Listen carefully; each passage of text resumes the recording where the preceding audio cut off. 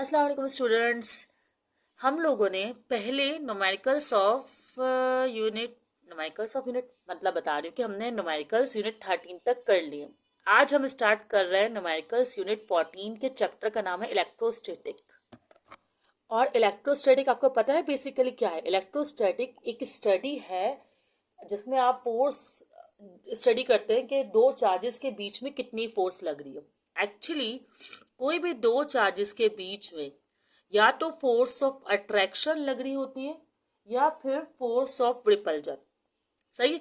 Attraction जैसा ये same charges हैं, सेम है ना, तो ये क्या कर रहे होंगे, एक दूसरे को कर रहे होंगे रिपेल। सही है। इसी तरह अगर अपोजिट चार्जेस होंगे तो ये एक दूसरे को क्या कर रहे होंगे, अट्रैक्ट। लेकिन दोनों की कोई ना कोई फोर्स होगी, भले वो रिपेल करने के लिए यूज हो रही हो, भले वो अट्रैक्ट करने के लिए यूज हो रही हो। तो हमारा क्यूलम्स लॉ क्या कहता है? क्यूलम्स लॉ कहता है कि फोर्स जो है वो डायरेक्टली प्रोपोर्शनल है प्रोडक्ट ऑफ देयर चार्जेस। मतलब इसका कोई चार्ज होगा और इसका कोई चार्ज होगा, इसको अगर हम मल्टीप्लाई करवा देंगे तो वो उसके डायरेक्टली प्रोपोर्शनल है। और इनवर्सली प्रोपोर्शनल है इनके बीच में डिस्टेंस। अगर इनका डिस्टेंस ज्यादा होगा तो कम फोर्स ऑफ अट्रैक्शन या रिपल्जन लगेगी, और अगर ये करीब होंगे तो ज्यादा फोर्स ऑफ अट्रैक्शन रिपल्जन लगेगी। सही। Square of the distance between them. तो इसको हम कंबाइनली विथ कॉस्ट मतलब विथ कांस्टेंट, जैसे इसको कंबाइन कर रहे हैं हम, तो आपको पता है कि ये साइड सेम है तो हम इसे कंबाइन कर सकते हैं। और इनके बीच में आएगा एक कांस्टेंट। कांस्टेंट क्या होगा? वो के यूज किया गया है यहाँ पर कांस्टेंट के तौर पर, और ये Q1 और Q2 और यहाँ पर आपका आर स्क्वायर। एक फॉर्मूला आपको न्यूमेरिकल में ये यूज करना है। और हमारे पास जो के है ना, उसकी एक फिक्स कांस्टेंट वैल्यू है। क्या वैल्यू है के की? 9 एक्सपोनेंशियल 9, और यूनिट है न्यूटन मीटर स्क्वायर पर क्यूलम स्क्वायर। ठीक है। न्यूटन मीटर स्क्वायर पर क्यूलम कैपिटल बनाना होगा आपको सी, क्योंकि आपने सिर्फ सी लिखा है, क्यूलम स्क्वायर। सही है, सी लग रहा है ना? ओके। अच्छा, और क्यू का जो यूनिट है वो होता है क्यूलम। क्यू का यूनिट क्या होता है? क्यूलम। चार्ज बोलते हैं इसको, चार्ज है ये, और इसका यूनिट जो है वो क्यूलम है। इसी तरह ये रेडियस जो है इसका यूनिट होता है मीटर या सेंटीमीटर, जिसमें भी दिया हुआ हो आपको। जैसे मैं यहाँ लिख देती हूँ मीटर और सेंटीमीटर, लेकिन आपको बोल के नहीं मीटर, क्योंकि आपको तो स्टैंडर्ड यूज करना है ना। और फोर्स का यूनिट तो आप लोग जानते ही होता है न्यूटन। ठीक है, तो ये यूनिट्स हो गए और ये फॉर्मूला हो गया। और अगर ये चार्ज है इलेक्ट्रॉन, तो इलेक्ट्रॉन का चार्ज होता है फिक्स, जिसे आपको याद करना है। वो क्या होता है इलेक्ट्रॉन का charge? 1.6 exponential minus 19 1.6 exponential minus 19 coulomb. ठीक है। ये तब होता है जब इलेक्ट्रॉन की बात की जा रही हो। किसकी बात की जा रही हो? इलेक्ट्रॉन। ठीक है। वैसे तो प्रोटॉन का चार्ज भी यही होता है, लेकिन अभी फिलहाल हम इलेक्ट्रॉन की बात करते हैं। इसी तरह 2-3 फॉर्मूलाज और है हमारे पास। ये अगर हम इसे नंबर 1 फॉर्मूला नाम दे दें, तो 2 की बात अगर हम करें तो इलेक्ट्रिक फील्ड की बात हो रही है। इलेक्ट्रिक फील्ड जो है वो बराबर होता है force per unit charge. Force per unit charge. अच्छा, इलेक्ट्रिक फील्ड होती क्या है? कोई भी जो चार्ज होता है ना, इसके एक लिमिटेशन अराउंड एक फील्ड जनरेट हो रही होती है, उसे बोलते हैं इलेक्ट्रिक फील्ड। सही। ये क्या करती है? अगर इसकी ही बाउंड्री में या इसके पैसेज में कोई और चार्ज आता है तो उस पर अपना इफेक्ट प्रोड्यूस करती है, फोर्स डालती है। ठीक है।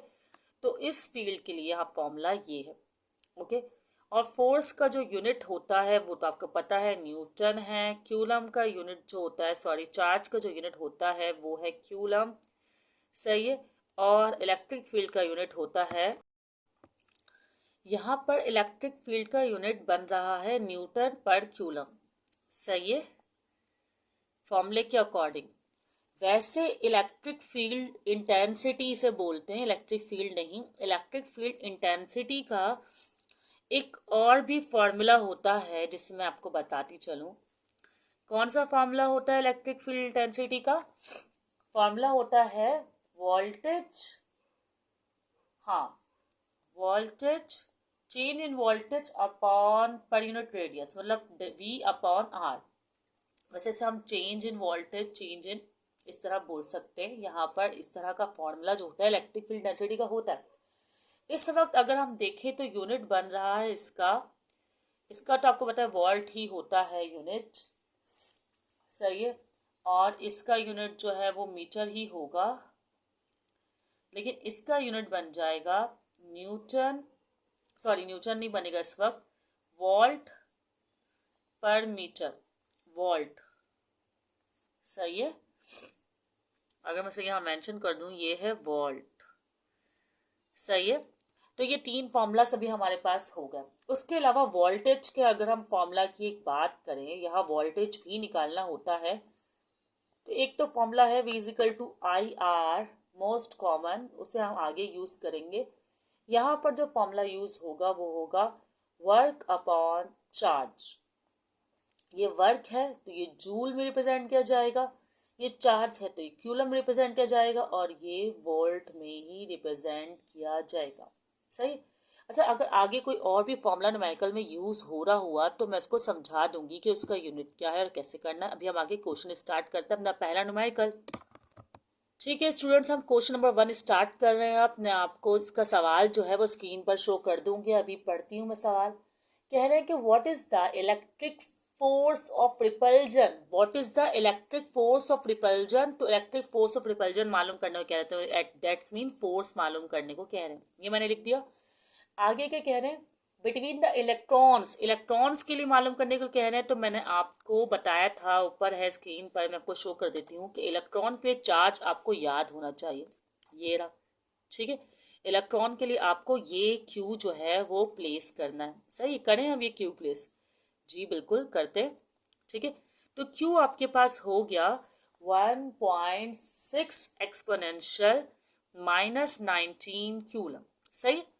अब आगे क्या बोला हुआ है, आगे बोला हुआ है at a distance of 1 metre. जो डिस्टेंस आपको दिया है इस वक्त आर, उनके बीच में जो है वो है 1 मीटर। अच्छा, जो फॉर्मूला है अगर मैं लिख कर दिखाऊं आप लोगों को यहाँ पर, तो जो फॉर्मूला है, सॉरी, तो जो फॉर्मूला है वो आपके पास होता है इस वक्त के Q1 Q2 up fraction are square, ऐसे ही होता है। इसमें के नहीं है, तो मैंने आपको बताया था के जो है वो कांस्टेंट है, वो भी आपको याद होना चाहिए। 9 एक्सपोनेंशियल 9 न्यूटन मीटर स्क्वायर पर क्यूलम स्क्वायर, सही है। ये इसका कांस्टेंट है। चलिए अब सॉल्व करते हैं। देखिए भाई, ये जो आपके पास के है ये तो आ ही जाएगा, इसको आप क्यू को एक ही बार करके स्क्वायर कर दे, क्योंकि 1 2 रही, इलेक्ट्रॉन के लिए एक ही चीज होती है, सही। तो 2 क्यू है तो पावर जमा हो जाएगी, और ये रहा आर स्क्वायर। अब मैं फॉर्मूला जो है वो सॉल्यूशन स्टार्ट कर रहे हैं हम इसका। मैं सॉल्यूशन की डाल रही हूँ हैजिंग। चलें सॉल्यूशन स्टार्ट करते हैं। सॉल्यूशन क्या है, एफ तो मैं ऐसे ही रहने दूंगी, के की वैल्यू 9 एक्सपोनेंशियल 9 लिखूंगी, और उसकी वैल्यू लिखूंगी 1.6 एक्सपोनेंशियल माइनस 19। क्यू की वैल्यू, चार्ज की वैल्यू मैंने लिख दी। अच्छा, आर तो 1 है और स्क्वायर है, नेक्स्ट टाइम मैं इसे गायब कर दूंगी क्योंकि 1 पे स्क्वायर से कोई फर्क नहीं पड़ता। अच्छा, आपके पास सिंपल कैलकुलेटर होगा ना, तो आपने ये करना है 1.6 को डबल करना है, स्क्वायर है इस पर भी ना। तो 1.6 का स्क्वायर क्या आ रहा है मैं देख कर बताती हूँ आपको, कैलकुलेटर से करके आप लोग भी कर ले। जब मैंने 1.6 का स्क्वायर किया ना, तो मेरे पास आंसर आया, क्या आंसर आया मेरे पास, 2.56, ठीक है। और स्क्वायर में आपको पता है क्या है, माइनस 19 भी जो है डबल हो जाएगा, तो कितना हो जाएगा ये 38, माइनस का 38, और इस 1 को तो हम लिखेंगे ही नहीं। अच्छा, मैं इस तरह इसलिए करके दिखाती हूँ, साइंटिफिक कैलकुलेटर अगर आपको अलाउड नहीं होगा तो आपको सिंपल कैलकुलेटर से इसी तरह ही करना होगा। अब 2.56 को मैं मल्टीप्लाई, सॉरी ये 56 है, मैं इसको मल्टीप्लाई करवाती हूँ 9 से, तो मेरे पास आंसर आया, जब मैं 9 से मल्टीप्लाई करवाया तो मेरे पास आंसर आया 23.04, ठीक है। आपको पता है क्या करना है, ये 9 है और ये माइनस 38 है, तो ये प्लस का है, ये माइनस का है, तो 38 में से आपको 9 कर देना माइनस, तो आपके पास आएगा 29। जो 29 आएगा वो माइनस का होगा क्योंकि बड़ी वाले के साथ माइनस है। फिर रूल ये है कि एक के बाद शिफ्ट करना होता है पॉइंट। जब पॉइंट लेफ्ट हैंड साइड जाता है तो आपका आंसर प्लस की वैल्यू में आता है। जैसे एक शिफ्ट हुआ तो +1 आया, तो -29 में से +1 माइनस किए तो हो जाएगा आपका 28, 2.304 एक्सपोनेंशियल -28 न्यूटन। जब पॉइंट राइट हैंड साइड जाता है तो वो माइनस में बढ़ता है, तो ये हो जाता है -30, लेकिन ये लेफ्ट हैंड साइड गया है। ठीक है, तो ये आपके पास जो है पहला न्यूमेरिकल सॉल्व हो गया विथ सिंपल कैलकुलेटर। आप इसे देख लीजिएगा। सेकंड न्यूमेरिकल स्टार्ट करते हैं। ठीक है स्टूडेंट्स, नेक्स्ट न्यूमेरिकल जो हमारे पास है उसमें कह रहे हैं कि 2 पॉइंट चार्जेस Q1 दिया हुआ है हमने कितना 5 माइक्रोक्यूलम। 5 माइक्रोक्यूलम। अच्छा, आप लोग तो सोच रहे होंगे क्यूलम में हमारा यूनिट, ये माइक्रो कहाँ से आ गया, तो इसके बारे में मैं आपको एक्सप्लेन करूंगी, आप लोग टेंशन मत लो। Q2 दिया हुआ है हमें, कितना दिया हुआ है Q2, 3 माइक्रोक्यूलम। सही है, और साथ में आपको डिस्टेंस भी दिया हुआ है R, जिसे यहाँ पर कहते हैं 5 सेंटीमीटर। और निकालना वही है, आपको फोर्स निकालना है। जगह मैंने छोड़ी नहीं है, बहुत गलत किया, लेकिन चले मैं यहाँ लिख देती हूँ। आपको डिटरमाइन करना है फोर्स। ठीक है, इसको बॉक्स में भी कर देती हूँ ताकि आप लोग को ये हाईलाइट होके नजर आए। सही है। अच्छा, माइक्रोक्यूलम में नहीं, हमारा स्टैंडर्ड जो है वो है आपका एक्सपोनेंशियल। अच्छा, इसको क्यूलम में, अच्छा एक बार बता दूं कि मिली होता है तो -3 आता है। ऐसे ही रिकॉल करवा रही हूँ मैं आपको। अच्छा, नजर नहीं आ रहा, चले यहाँ लिख देती हूँ। मिली होता है तो -3 आता है। इसी तरह माइक्रो होता है तो -6 आता है। और ये तो वही हो गया, ज़्यादा बारिश होता है तो ज़्यादा पानी आता है। खैर, मिली होता है तो -3 आता है, माइक्रो होता है तो -6 आता है, और नैनो होता है तो -9। इसी तरह पीको होता है तो -12। अच्छा, यहाँ पर है माइक्रो तो 5 एक्सपोनेंशियल -6 आएगा, और ये रहा क्यूलम।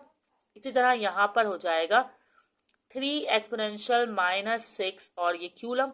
और इस सेंटीमीटर को भी आपको पता है मीटर में लाना बहुत ज़रूरी है, और सेंटीमीटर को मीटर में लाने के लिए आपको करना होगा इसे 100 से डिवाइड। सही है, तो ये किसके बराबर आ जाएगा, ये आ जाएगा 0.05 मीटर के, जब आप लोग डिवाइड करेंगे कैलकुलेटर से। अच्छा, मैं यहाँ सिंपल कैलकुलेटर के हिसाब से करवा रही हूँ, अगर वहाँ साइंटिफिक अलाउड हुआ आपको तो आप बहुत ही आसानी से बस क्या करेंगे, वैल्यूज रखेंगे और डिवाइड और मल्टीप्लाई करेंगे और आपका आंसर। अच्छा, फॉर्मूला हमारे पास वो ये के Q1 Q2 R²। अच्छा, के की वैल्यू मैं आपको बता चुकी हूँ। के क्या है, हमारे पास कांस्टेंट है। क्या है कांस्टेंट के की वैल्यू आपके पास, के की वैल्यू है 9 एक्सपोनेंशियल एक्सपोनेंशियल एक्सपोनेंशियल 9 एक्सपोनेंशियल 9 और न्यूटन मीटर स्क्वायर पर क्यूलम स्क्वायर। ठीक है, तो ये हो गया आपके पास के की वैल्यू। अब इस पे हम जल्दी से फॉर्मूले में पुट करते हैं और सॉल्व करते हैं। चलो, मैं फॉर्मूले में रख रही हूँ वैल्यूज को। ये मैंने 9 एक्सपोनेंशियल 9 जो है रख दी। Q1 जो है 5 एक्सपोनेंशियल -6 है, इसको भी प्लेस कर दिया। 3 एक्सपोनेंशियल -6 Q2 है हमारे पास, और R तो है हमारे पास 0.05 और फॉर्मूले का है स्क्वायर। अच्छा, अब मैं सिंपल कैलकुलेटर से करवाऊंगी क्योंकि कंफर्मेशन नहीं है ना, तो मैं क्या करूंगी, 9 को पहले 5 से मल्टीप्लाई, फिर जो आंसर आएगा उसको 3 से मल्टीप्लाई, एक्सपोनेंशियल को खुद सॉल्व करूंगी। सही है, इस तरह आपको एक्सपोनेंशियल सॉल्व करने की प्रैक्टिस भी हो जाएगी। वैसे एम कैट ई कैट में भी सिंपल कैलकुलेटर अलाउड होता है, तो आपको सिंपल कैलकुलेटर की ही प्रैक्टिस करनी चाहिए। देखिए, पहले करेंगे 5 थ्रीज़ा आएगा 15, फिर 15 को करेंगे 9 से मल्टीप्लाई, तो आपका आंसर आएगा 135। फिर एक्सपोनेंशियल को तो आप लोग सॉल्व कर ही लेंगे। माइनस का 6 -6 -12, और माइनस का 12 प्लस का 9, तो 12 में से गए 9, तो बचा आपके पास माइनस का 3। सही है, अब 0.05 का आप कर लें स्क्वायर, तो आपके पास आंसर आएगा 0. पता है, ये 0 डबल हो जाएगा, और 5 5 ज़ा 25। ठीक है, अब इन दोनों को कर लें डिवाइड, बस होने वाला है क्वेश्चन सॉल्व, कोई इतनी बड़ी बात नहीं है। 135 को मैं इससे डिवाइड करवा देती हूँ। जब मैंने डिवाइड करवाया तो मेरे पास आंसर आया 54, और 3 0 मतलब 54,000। एक्सपेंशन -3 तो है ही। अच्छा, रूल ये है कि पॉइंट यहाँ है तो आप ऐसा करेंगे, पॉइंट तो जहाँ भी हो आप इसको, यहाँ ना एक्सपोनेंशियल की नीड नहीं है, एक्सपोनेंशियल खत्म कर दें। कैसे खत्म करेंगे, माइनस का 3 और प्लस का 3 चाहिए, तो लेफ्ट हैंड साइड पर लेकर जाएंगे तो प्लस का 3 आएगा।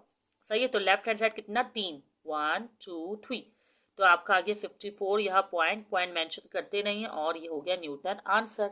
सही है, साइंटिफिक कैलकुलेटर से अगर करना हो तो इसको इससे मल्टीप्लाई करें, फिर इससे, फिर डिवाइड कर दें, डायरेक्टली आंसर आ जाता है। तो ये आ गए आपकी फोर्स ऑफ, दोनों सेम चार्जेस है तो फोर्स ऑफ रिपल्जन होगी यकीनन ये। अब हम स्टार्ट करते हैं क्वेश्चन नंबर 3। ठीक है स्टूडेंट्स, क्वेश्चन नंबर 3 हमारे पास, इसके क्वेश्चन में कह रहे हैं कि आपकी स्क्रीन पर क्वेश्चन आ रहा होगा। क्वेश्चन है, if 2 microcoulomb charge is placed in the field of, अच्छा 2 माइक्रोक्यूलम चार्ज, पहली बात तो ये।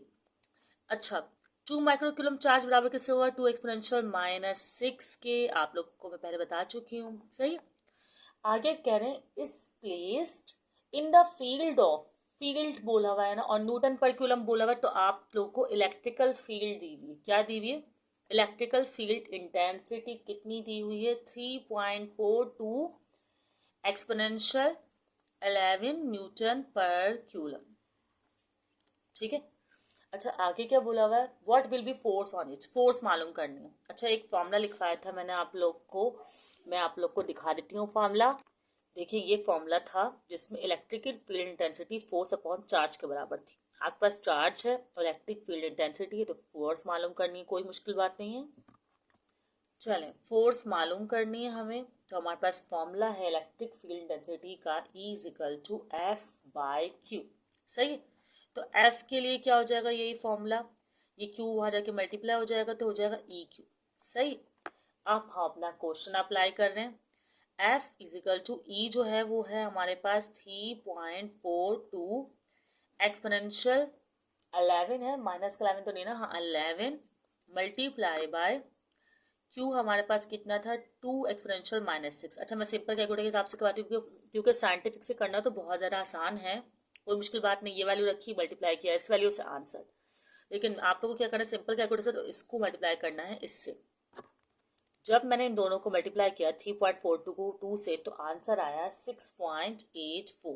ठीक है, एक्सपोनेंशियल भी सॉल्व कर लेते हैं हम अपने। एक्सपोनेंशियल क्या आएगा, 11 प्लस और minus, plus minus minus, line में से 6 गए तो आपके पास आंसर आएगा 5 प्लस का। तो बस यही आंसर है आपका। लेकिन अगर आप चाहें बुक की तरह एक्सप्रेस करने से, क्योंकि स्टैंडर्ड फॉर्म तो यही है ना कि एक के बाद डेसिमल होना चाहिए, एक नॉन जीरो के बाद। लेकिन चले अगर आप बुक की तरह लिखना चाहें तो आप 2 डेसिमल को कर लें shift, 2 decimal right hand side पे जा रहे हो तो माइनस में पावर आएगी, -2, तो 5 -2 हो जाएगा आपके पास 6H4 एक्सपोनेंशियल 3। एक्सपोनेंशियल वैल्यू को सॉल्व करने के लिए मैं पूरी एक वीडियो बनाऊंगी, आप लोग चाहें तो वो भी देख सकते हैं। तो ये आंसर हो जाएगा आपका, यूं लिखे या यूं लिखे दोनों ही करेक्ट वे हैं। तो यहाँ पर आपका क्वेश्चन नंबर 3 हो गया मुकम्मल।